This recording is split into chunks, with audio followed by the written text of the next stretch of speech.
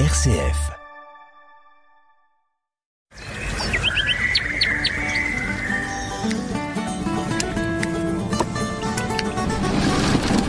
Vous écoutez l'agriculture en question, l'émission qui vous plonge au cœur de l'agronomie. Présentée par Hubert Cartel. Chaque semaine, cultivons ensemble l'avenir de nos terroirs. Bonjour à tous, bienvenue dans notre émission L'agriculture en question, et je reçois pour répondre à une question importante aujourd'hui, Jean-Marie Lette, que maintenant nos auditeurs connaissent bien. Bonjour Jean-Marie. Bonjour Hubert, bonjour à nos auditeurs. Eh bien, dans les émissions précédentes, Jean-Marie, on a vu qu'en agriculture, on ne maîtrisait pas tout, et que c'est même de plus en plus compliqué, du fait notamment des conditions climatiques qui se dégradent, mais aussi parce que les moyens dont on disposait autrefois grâce à la chimie, eh bien, ces moyens se réduisent d'année en année. Alors, dans les précédentes émissions, on a développé la question des récoltes d'été de la campagne 2024 catastrophique, en tant que quantité et aussi en qualité, et même si tout ça a fait le bonheur peut-être des éleveurs avec des cultures fourragères abondantes, eh bien, il y a actuellement quelque chose de terrible qui se passe, c'est la fièvre catarrhale. Les Jeux Olympiques, toute l'actualité politique des dernières semaines a fait que on n'a pas parlé de ce drame que vivent actuellement certains éleveurs. Est-ce qu'on peut en parler? De quoi s'agit-il? De quoi cette fièvre catarrhale est-elle faite? Alors, la fièvre catarrhale, c'est une maladie virale qui touche les ruminants. Alors, elle touche les ovins, bien sûr, mais elle touche également les caprins et les bovins. Et les chameaux. Et les chameaux, s'il y a effectivement des chameaux dans la région. En fait, tous les ruminants. Tous les ruminants. Mais, bien évidemment, c'est sur les ovins qu'elle est la plus fréquente et la plus délicate. Et on l'appelle également la maladie de la langue bleue, parce qu'effectivement, un des symptômes se porte sur la langue. Alors, d'où vient cette maladie ? Alors, elle a une origine tropicale, mais on la voit en France depuis 2006. Donc, c'est pas tout récent, mais certaines années, on la voit se développer beaucoup, d'autres, on la voit pas. Hein, et cette année, eh bien, il y a eu un premier cas qui a été détecté en Belgique en juillet. Et puis, le tout début août, on a eu un cas dans le Nord, dans le département du Nord. Et puis, depuis, elle s'est épandue, en fait, dans les départements du Nord et de l'Est de la France. Et au 29 août, on avait pratiquement 350 foyers, donc ça va très vite. Alors, on dit que dans certains secteurs, tous les élevages sont touchés pratiquement à 100%. Alors, comment est-elle transmise pour se propager aussi rapidement ? Alors, elle est transmise par une piqûre de moucheron. Hein, c'est une piqûre de moucheron qui transmet cette maladie et effectivement, certaines zones de l'Aisne et du nord des Ardennes sont très très touchées. Alors, en dehors du fait que on l'appelle la maladie de la langue bleue, bon, c'est quand même pas trop facile d'aller voir la langue de tous ces animaux là. Et quels sont les autres symptômes en dehors de cette situation très particulière d'une langue complètement cyanosée? Il y a d'autres symptômes qu'on peut remarquer pour essayer de l'identifier? Alors, il y a effectivement plein de symptômes différents. C'est la fièvre, c'est des animaux qui boitent, c'est un trouble respiratoire également qu'on constate chez ces animaux. C'est l'amaigrissement quand le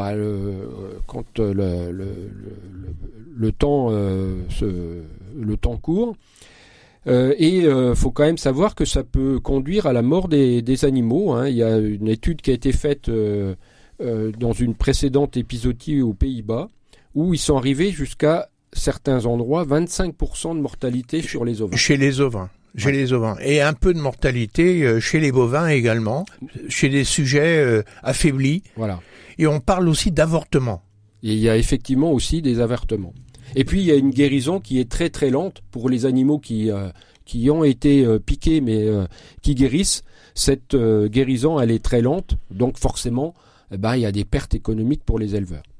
Donc en fait, des animaux malades dont certains meurent, des animaux qui ne vont pas se reproduire, des animaux qui vont être affaiblis, qui vont pas prendre la viande qu'on espère qu'ils prennent. Donc ça va être quand même avoir des conséquences économiques importantes chez les éleveurs. Alors cette fièvre, on a parlé de virus, et quand on parle de virus, on parle de vaccin. Est-ce qu'il y a des remèdes aujourd'hui? Alors effectivement, il y a un alors déjà, dès que cette maladie apparaît, il y a une zone régulée qui est mise en place. Et ça aussi, ça a bien sûr un impact économique pour les éleveurs. Donc un périmètre qui est défini, périmètre sanitaire. Voilà, un périmètre sanitaire dans lequel en fait les mouvements d'animaux sont réglementés. Donc à l'intérieur du périmètre, il peut y avoir des transactions, mais les animaux ne peuvent pas sortir du périmètre. Voilà, effectivement. Et c'est pour ça que les foires récentes de Sedan ou en Belgique, là, les animaux n'ont pas été présents sur les foires. C'est tout à fait ça. Les animaux doivent faire l'objet, en fait, pour être transportés et sortir de la zone, ils doivent faire l'objet d'un traitement de désinsectisation 2 semaines avant leur départ et avoir obtenu un test de dépistage négatif. Donc c'est compliqué. C'est extrêmement lourd. Surtout pour une brebis ou quelques brebis, quoi. Exactement. Ouais. Alors heureusement, on va dire, il y a un vaccin qui existe. Et il y a une campagne de vaccination qui a été mise en place. Cette vaccination, elle est volontaire, c'est-à-dire que ce sont les éleveurs qui décident ou pas de la mettre en place. Le vaccin, il est mis à disposition gratuitement par l'État. Voilà. Et puis la vaccination, elle peut se faire directement par l'éleveur. On n'est pas obligé de passer par un vétérinaire. Oui, donc c'est ce que les éleveurs ont fait. Je crois que c'est AstraZeneca qui a mis au point ce vaccin, financé par l'État, remis aux éleveurs, qui normalement ont l'obligation de passer par un vétérinaire, mais qui au cas particulier ont été autorisés à vacciner eux-mêmes leurs animaux. Tout à fait. Est-ce que ce vaccin a de l'effet? Est-ce qu'il doit être fait à titre préventif ou est-ce qu'il est curatif? Donc c'est une question qu'on devrait poser à un vétérinaire. En tout état de cause, on a entendu dire, les éleveurs l'ont dit, qu'il est arrivé trop tard, quoi, par rapport au développement de la maladie, et que les effets secondaires de ce vaccin sont mal connus parce qu'il a été mis au point sans beaucoup de recul et dans la précipitation. Alors, on n'est pas avec un degré d'agrément comme avec les vaccins contre le Covid, par exemple, où il était nécessaire de faire des tests comme quoi il n'avait pas d'effets secondaires. Alors ceci dit, bien sûr, ça arrive toujours trop tard pour les éleveurs qui sont concernés. Ceci dit, les doses, elles ont été commandées par l'État début juillet, c'est-à-dire au moment où sont arrivés les premiers cas. Donc l'État n'a pas tardé à réagir par rapport à ça. L'État a réagi effectivement aussitôt, mais par contre après il faut le délai pour les firmes pharmaceutiques pour mettre en place ces millions de doses qui sont nécessaires pour traiter l'ensemble des élevages. Donc des conséquences très lourdes de cette fièvre catarrhale qu'on appelle également la FCO, parce que les deux termes sont utilisés pour les éleveurs. Est-ce qu'il y a un danger pour les êtres humains? Alors non. Non, ça faut rassurer tout le monde là-dessus. C'est une maladie qui est strictement animale.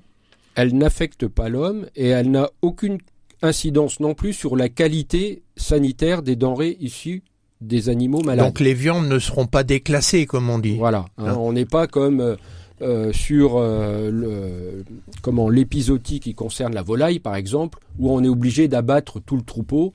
Dès lors que on détecte la maladie. Là, c'est pas le cas pour cette maladie FCO.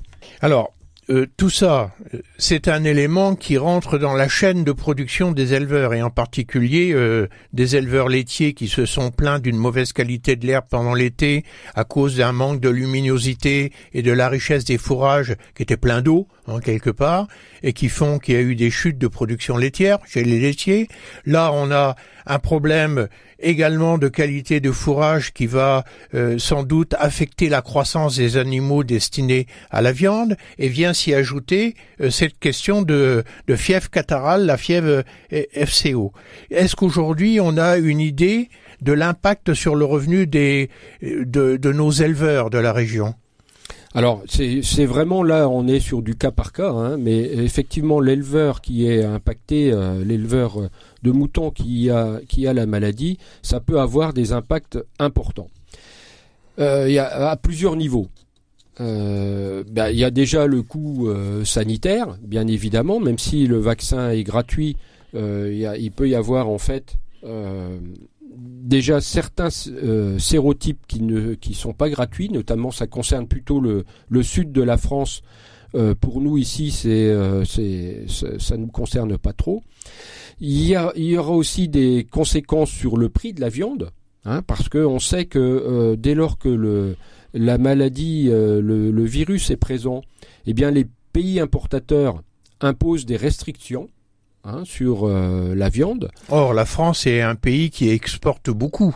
Voilà, hein, donc là, les exportations risquent d'être gelées pour les élevages de certaines régions. Tout à fait. Hein. Il y a, en général, dans ce cas-là, alors c'est pas encore fait ici parce que la maladie vient seulement de se mettre en place, hein, mais il peut y avoir effectivement des pays importateurs qui vont interdire l'importation d'animaux vivants ou de viande de zones bien précises françaises.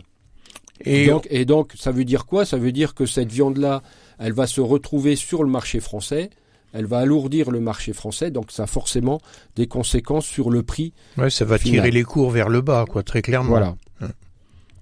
Et donc, ça, c'est les conséquences économiques. Voilà, mais la conséquence, on va dire... Immédiate et la plus importante, c'est bien sûr la perte d'animaux, et puis la croissance ralentie des animaux. Ça a un impact direct et immédiat sur le revenu des éleveurs. Et s'il y a des conséquences en matière de stérilité et que on n'arrive pas à avoir d'agneaux l'année suivante parce que les brebis ont été malades, ou même chez les bovins, c'est aussi une perte économique significative. Tout à fait, hein, c'est une perte immédiate. Et ce qui peut aussi se répercuter sur les années suivantes en fonction de l'état du troupeau à venir. Et pour le moment, eh bien, il y a pas de mesures spécifiques. Hein, il faut peut-être encore attendre un petit peu, mais il n'y a pas de mesures spécifiques pour aider ces éleveurs-là. Oui, on espère que cette épidémie va être endiguée assez rapidement, qu'elle va pouvoir être maîtrisée et qu'on pourra mieux évaluer les conséquences sur le plan économique pour nos éleveurs qui ne sont pas épargnés. Hein, on l'a dit, cette année, peut-être beaucoup de fourrage, mais pas très bonne qualité, et cette fièvre catarrhale qui est venue là, de façon complètement inattendue. Une fois de plus, il y a des difficultés à craindre chez des éleveurs qui n'ont pas profité, comme ont pu le faire, les grandes cultures ces dernières années, de bonnes années. Et les réserves sont sans doute moins importantes. En tout cas, merci Jean-Marie de nous avoir éclairé sur cette question posée aujourd'hui de la fièvre catarrhale et de ses conséquences. On donne rendez-vous à nos auditeurs la semaine prochaine. N'oubliez pas, le mercredi et le samedi. À très bientôt sur RCF. À bientôt.